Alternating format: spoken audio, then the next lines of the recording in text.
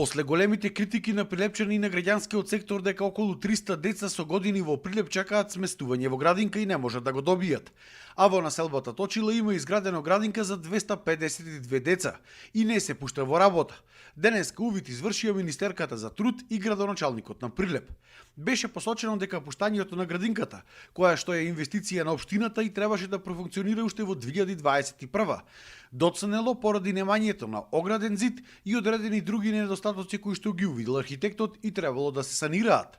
А и инвентарот и опремата која што требаше да ја набави министерството пристигнала дури сега кон крајот на месец март. То не беше во проектот опфатен завршната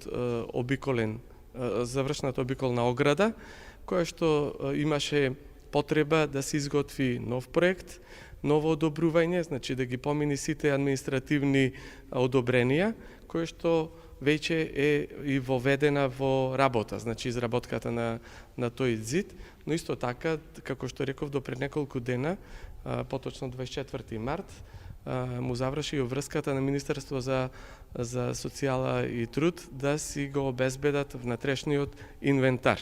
Со испораката на опремата, Министерството за труд и социјална политика ја исполни врската, која во предвидениот рок може да видиме дека опремата е стасана и секако по задолжувањата што се дадени од страна на архитектите и на тимот од детска заштита од Министерството за труд и социјална политика до општина Прилеп, верувам дека некаде до крајот на летото ќе можеме да ја отвориме градинката.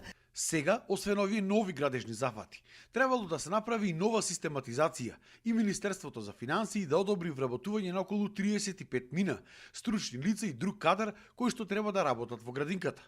Но дали оваа година Прилеп ќе добие нова градинка, останува да покаже времето.